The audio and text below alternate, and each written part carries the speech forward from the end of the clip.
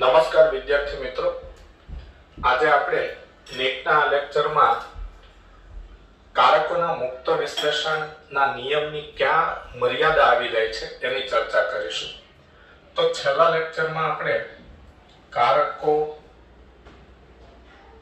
મુક્ત વિશ્લેષણની વાત કરેલી।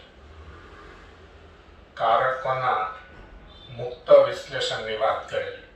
હવે કારકોના મુક્ત વિશ્લેષણનો નિયમ છે એ માત્ર દ્વિસંકરણમાં જ લાગુ પડે, એટલે કે એક સાથે બે લક્ષણો વારસામાં કેવી રીતે આવે છે એ બાબતમાં લાગુ પડે। એમ દ્વિસંકરણમાં એટલે એક સાથે બે લક્ષણો વારસામાં કેવી રીતે આવે છે।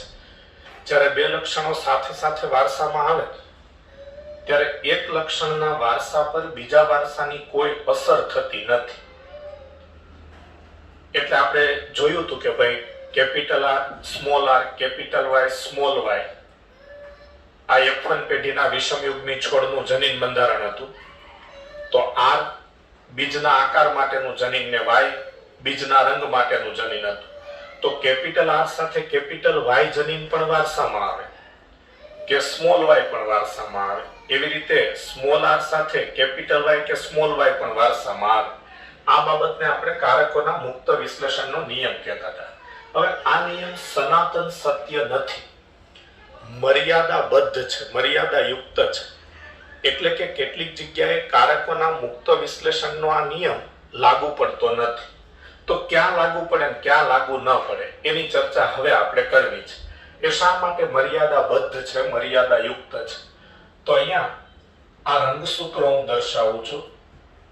આ રંગસૂત્રો છે, તો આ રંગસૂત્રોની એક જોડ છે, આ રંગસૂત્રોની બીજી એક જોડ છે, અને આ રંગસૂત્રોની ત્રીજી એક જોડ છે। હવે અહીંયા આપણે એવું કહીએ કે આર જનીન અને એની ચર્ચા કરીએ તો કેપિટલ આર અને સ્મોલ આર, એવી રીતે કેપિટલ વાય અને સ્મોલ વાય આ જનીનો રંગસૂત્ર પર આવેલા છે, બરાબર। હવે અહીંયા આ કેપિટલ આર અને સ્મોલ આર અને આ કેપિટલ વાય અને આ સ્મોલ વાય, તો આ જે આકૃતિ છે અને આ બંને આકૃતિ છે એમાં તમે શું વિચારી શકો છો? પહેલી વાત તો એ કે જનીનો રંગસૂત્ર પર આવેલા છે। આપણે હવે જાણીએ છીએ કે ભાઈ સટન અને બોવેરી નામના વૈજ્ઞાનિકોએ આનુવંશિકતાનો રંગસૂત્રીયવાદ રજૂ કરેલો, અને આનુવંશિકતાનો રંગસૂત્રીયવાદ એટલે બીજું કંઈ નહીં, મેન્ડલ જેને કારકો કહેતા હતા એ કારકો જેને આજે આપણે જનીન કહીએ છીએ એ જનીનોની વર્તણૂક અને કોષના કોષ કેન્દ્રમાં આવેલા રંગસૂત્રોની વર્તણૂક બંને સમાન છે। એટલે કે મેન્ડલે કલ્પેલા કારકો અને કોષ કેન્દ્રમાં આવેલા રંગસૂત્રો આ બંનેની વર્તણૂક સમાન છે। એટલે આનુવંશિકતા માટે રંગસૂત્રો જવાબદાર છે એવું કહેવાય, કારણ કે રંગસૂત્રો માતા પિતામાંથી તેના પ્રજનન કોષમાં આવે અને એ પ્રજનન કોષો ફલનમાં ભાગ લે અને ફલિતાંડ બનાવે, એટલે રંગસૂત્રો ફલિતાંડમાં આવે, પછી એ ફલિતાંડનો ગર્ભ વિકાસ થઈ નવી સંતતિનું નિર્માણ થાય। તો આ રીતે રંગસૂત્રો સંતતિમાં માતા પિતામાંથી પ્રજનન કોષ દ્વારા વારસામાં આવે, અને રંગસૂત્રો વારસામાં આવે એટલે રંગસૂત્રો પર રહેલા જનીનો વારસામાં આવે। એટલે જનીનો આનુવંશિક લક્ષણો માટે જવાબદાર છે, તો એવું પણ કહી શકાય કે આ જનીનો રંગસૂત્રો પર આવેલા હોય એટલે રંગસૂત્રો છે એ આનુવંશિક લક્ષણો માટે જવાબદાર છે। તો રંગસૂત્રો આનુવંશિક લક્ષણો માટે જવાબદાર છે, આ બાબતને આનુવંશિકતાનો રંગસૂત્રીયવાદ કહેવાય। આનુવંશિકતાનો રંગસૂત્રીયવાદ સટન અને બોવેરી નામના બે વૈજ્ઞાનિકોએ રજૂ કરેલો, અને પછી તેની પ્રાયોગિક સાબિતી થોમસ હન્ટ મોર્ગન એટલે કે TH મોર્ગને આપેલી। 2020ની નીટની એક્ઝામમાં MCQ પૂછાઈ ગયેલો કે કયા વૈજ્ઞાનિકે આનુવંશિકતાના રંગસૂત્રીયવાદની પ્રાયોગિક સાબિતી આપે, તો જવાબ આવે મોર્ગન। તો મોર્ગને આનુવંશિકતાના રંગસૂત્રીયવાદની પ્રાયોગિક સાબિતી આપેલી અને સટન અને બોવેરીએ 1901ની સાલમાં સાબિત કરેલું કે આનુવંશિકતા માટે રંગસૂત્રો જવાબદાર છે, કારણ કે જનીનો રંગસૂત્ર પર આવેલા હોય છે. એટલે માતા પિતાના રંગસૂત્રો તેના પ્રજનન કોષમાં આવે, પિતૃના રંગસૂત્રો તેના પ્રજનન કોષમાં આવે, એટલે એ રંગસૂત્રો પર રહેલા જનીનો છે તે પ્રજનન કોષમાં આવી જાય, કારણ કે જનીનો રંગસૂત્ર પર હોય છે. એટલે આ બાબતને આપણે આનુવંશિકતાનો રંગસૂત્રીયવાદ કહીએ છીએ. તો અહીંયા તમને સમજાય છે કે આ રંગસૂત્રની એક જ જોડ છે અને આ R અને Y એટલે કે બીજનો આકાર અને બીજના રંગ માટેના જનીનો એ સમજાત રંગસૂત્રની એક જ જોડ પર છે. તો અહીં R અને Y જનીનો એટલે કે બંને લક્ષણના જનીનો એક જ રંગસૂત્ર પર એટલે સમજાત રંગસૂત્રોની એક જ જોડ પર છે. જનીનો સમજાત રંગસૂત્રોની એક જ જોડ પર છે. સમજાત રંગસૂત્રોની એક જ જોડ પર આવેલા છે. તો આ પહેલી આકૃતિ છે એ આપણને એવું સમજાવે છે કે તેમાં R અને Y એ બંને લક્ષણના જે અલગ અલગ જનીનો છે બીજના આકાર માટેના, બીજના રંગ માટેના, એ સમજાત રંગસૂત્રોની એક જ જોડ પર આવેલા છે. હવે આ આકૃતિ જુઓ તો અહીંયા તમને ખ્યાલ આવે છે કે R એટલે કે બીજના આકાર માટેનું જનીન અને આ Y એટલે કે બીજના રંગ માટેનું જનીન એ સમજાત રંગસૂત્રોની બે અલગ અલગ જોડ પર છે. માનો કે હું આને પહેલી જોડ કહું અને આને હું બીજી જોડ કહું, ક્રમનું કોઈ મહત્વ નથી અહીંયા, તો ખાલી સમજવા માટે કે ભાઈ R છે બીજના આકાર માટેનું જનીન એ પહેલી જોડ પર છે, Y છે કે જે બીજના રંગ માટેનું જનીન છે એ બીજી જોડ પર છે. એટલે અહીં R અને Y એ બંને જનીનો સમજાત રંગસૂત્રોની અલગ અલગ જોડ પર છે. તો અહીં બંને લક્ષણના જનીનો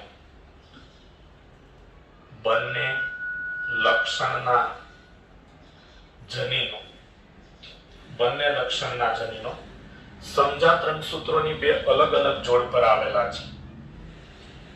સમજાત રંગસૂત્રોની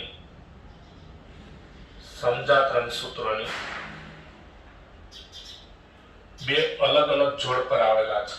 સમજાત રંગસૂત્રોની બે અલગ અલગ જોડ પર આવેલા છે. તો આ આકૃતિ પરથી તમે સ્પષ્ટ સમજી શકો છો કે અહીંયા બંને લક્ષણના જનીનો સમજાત રંગસૂત્રની એક જ જોડ પર આવેલા છે અને અહીં બંને લક્ષણના જનીનો સમજાત રંગસૂત્રોની બે અલગ અલગ જોડ પર આવેલા છે. હવે આપણે જે મૂળ વાત કરવી છે એ કરીએ કે કારકોના મુક્ત વિશ્લેષણનો નિયમ સનાતન સત્ય નથી, મર્યાદાબદ્ધ છે, મર્યાદાયુક્ત છે. એટલે કે અમુક સંજોગોમાં તે લાગુ પડે છે, અમુક સંજોગોમાં તે લાગુ પડતો નથી. તો ક્યાં લાગુ પડે છે અને ક્યાં લાગુ નથી પડતો એની ચર્ચા આપણે હવે કરીએ. જો બંને લક્ષણના જનીનો સમજાત રંગસૂત્રની એક જ જોડ પર હોય તો તેનું મુક્ત વિશ્લેષણ ન થાય. મુક્ત વિશ્લેષણ ન થાય. મુક્ત વિશ્લેષણ ન થાય તો ત્યાં કારકોના મુક્ત વિશ્લેષણનો નિયમ લાગુ પડે નહીં. ઓકે. અને બંને જનીનો સાથે સાથે વારસામાં આવે. બંને જનીનો સાથે વારસામાં આવે. બંને જનીનો સાથે વારસામાં આવે. આ ઘટનાને સહલગ્નતા કહેવાય. આ ઘટનાને સહલગ્નતા કહેવાય. સહલગ્નતા કહેવાય. તો આ પોઈન્ટ શું કહેવા માંગે છે કે જો બંને લક્ષણના જનીનો સમજાત રંગસૂત્રોની એક જ જોડ પર હોય તો તેનું મુક્ત વિશ્લેષણ ન થાય, તે સાથે વારસામાં આવે.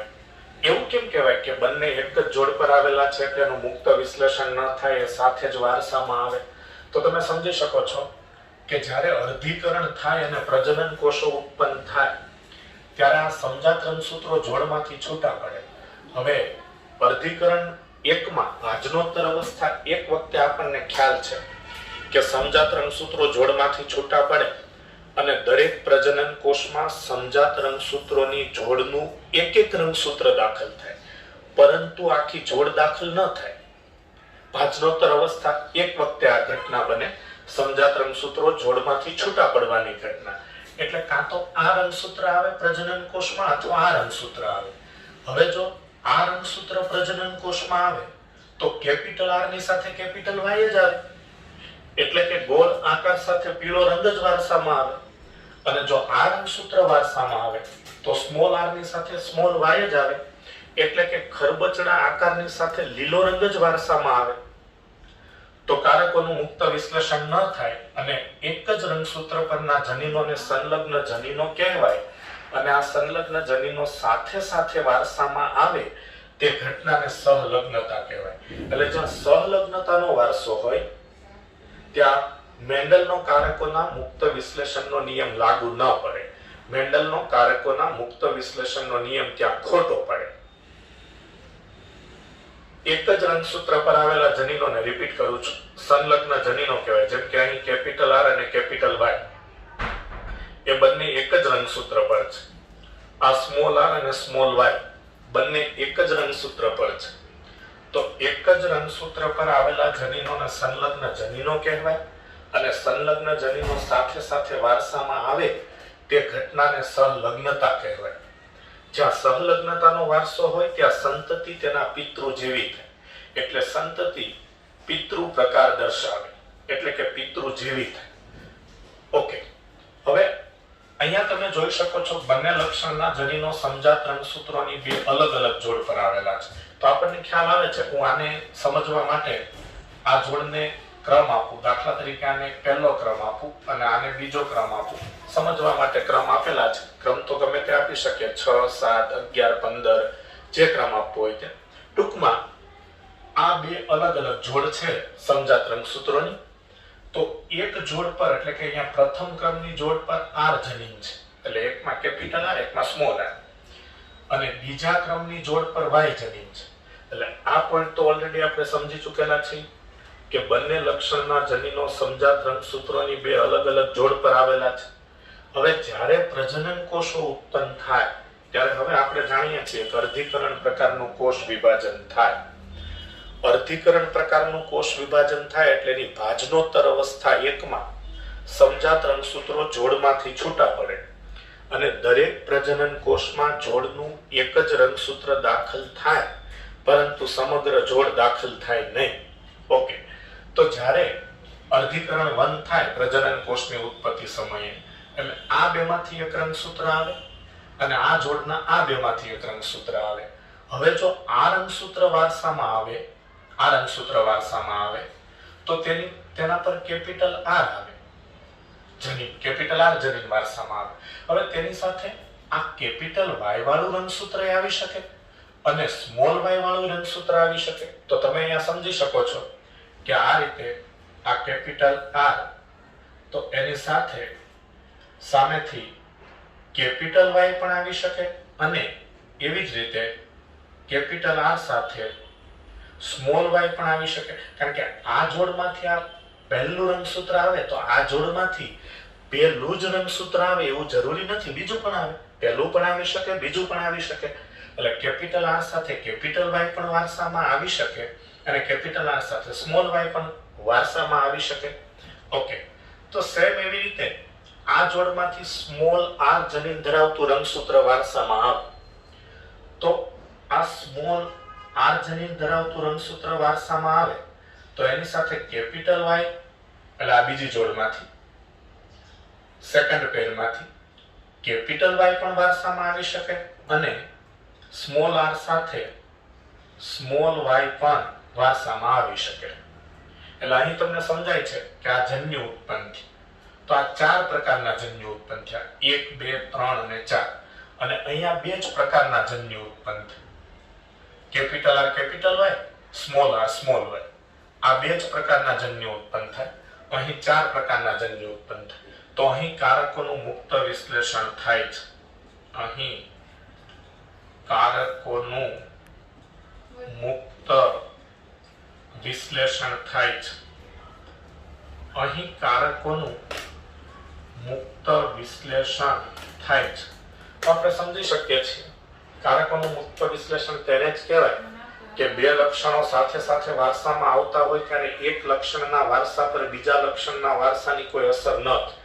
તો અહીં કારકોનું મુક્ત વિશ્લેષણ થાય છે કારણ કે બે અલગ અલગ લક્ષણના જનીનો સમજાત રંગસૂત્રોની બે અલગ અલગ જોડ પર આવેલા છે અને જ્યારે બે અલગ અલગ લક્ષણના જનીનો સમજાત રંગસૂત્રોની બે અલગ અલગ જોડ પર હોય ત્યારે કારકોનું મુક્ત વિશ્લેષણ થાય.